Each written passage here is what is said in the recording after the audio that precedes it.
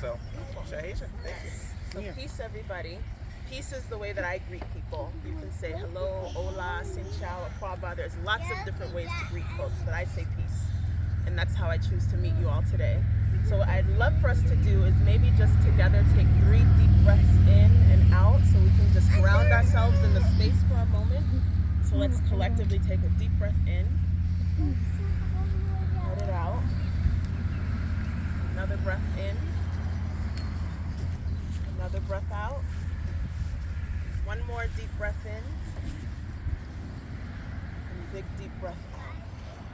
I'm sure people have done a lot of running around to make today happen, and I'm sure we all have family things and work things and all these different things. So for today, I'm hoping we can take just a moment to be present in this moment and with each other. And I use breath to do that. So thank you for participating in that with me. Like Amar said, my name's Shaisha, and this is my mom, Parley, and Jabrielle is there as well. And we've been participating, we've been helping our city of Worcester put on Juneteenth festivals for a number of years. This year, our city's festival is 25 years old. I'm turned 25 this year too, so I'm just saying. So I wasn't there from the beginning, but I've been there for a minute. So we were really grateful to have Amar and Daniel reach out, and we had a really great conversation, and here we are. I think one of the first important things to do is to just always acknowledge that we're on indigenous land. So even though this is now the city town, I don't know what y'all call it, of Grafton, that this was Nipmuc and Agawam land before it was this beautiful park. So I think we should just take a moment and send a thought, prayer, meditation, whatever it is that you choose to call what you do, to indigenous people that are still very much so alive and still working to maintain their land and their culture. So we'll just take one moment, and children chatting is always fine. So today we're here to acknowledge Juneteenth. And like I had told Amar and Lisa and a couple other folks that I've met and chatted with, Juneteenth is kind of like the climax of the story, and there's so much before and after. And that's another conversation for another day, and it's continued independent learning and so on and so forth. This is the beginning step. It doesn't have to be the end.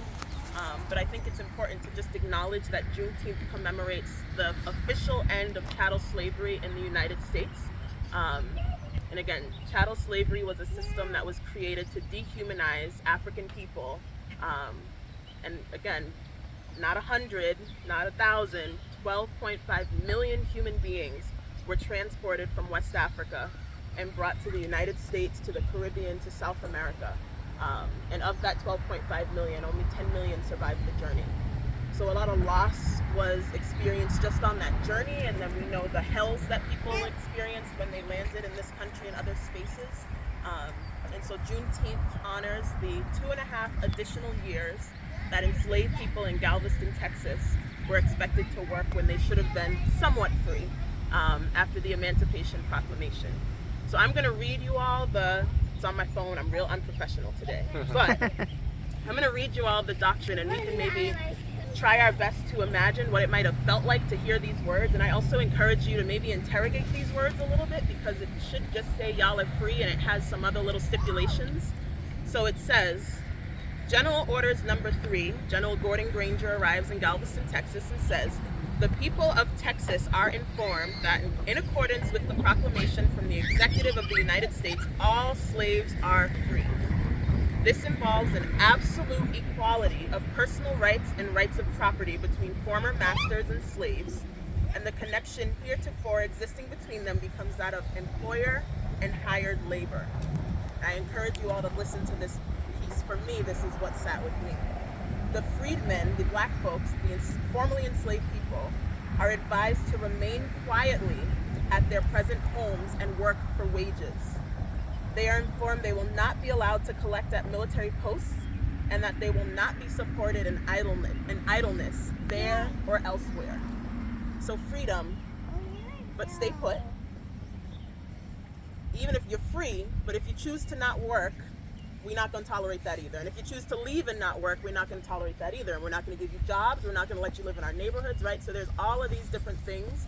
So while we commemorate, we acknowledge that June 19th is a day that this order was read. I think it's important to continue to interrogate the work that still has to be done.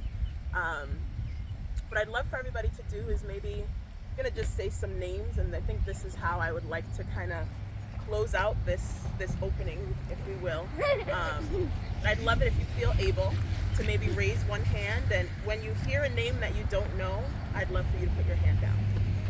So I think we should start with Trayvon Martin, because he's one of the first people that kicked it off. We can probably go back to Rodney King, right? But we'll start there. Do we know Mike Brown? Assuming we remember George Floyd and Breonna Taylor and Ahmaud Arbery and Elijah McClain, all the folks that kick-started a lot of this work for DEI and this Juneteenth journey and so on and so forth. Do we know Leona Hale? Do we know Amir Locke? Do we know Patrick Leoila?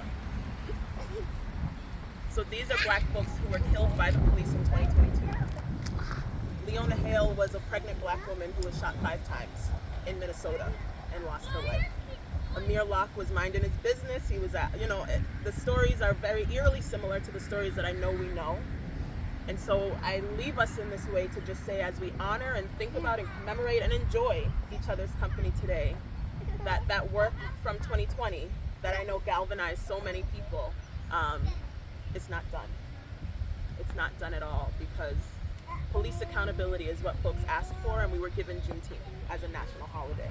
So the work continues, and I hope that us not knowing, we were chatting with some folks earlier, the discomfort and a little embarrassment, the shame of not knowing some of those names doesn't paralyze us, but empowers us to continue understanding that there's so much work that we still have to do in honor of Juneteenth, in honor of humanity, in honor of one another.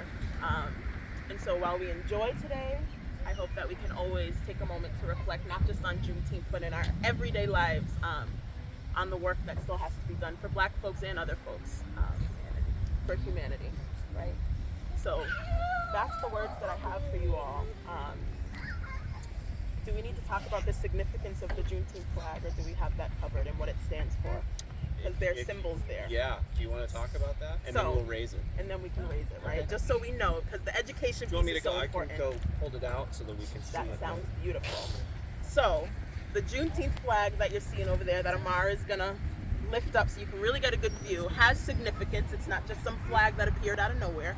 It was created by folks in 1986, and then it was really drawn and brought to life in 1997. So the star in the middle that you're seeing represents Galveston, Texas, where Juneteenth happens because it's the Lone Star State.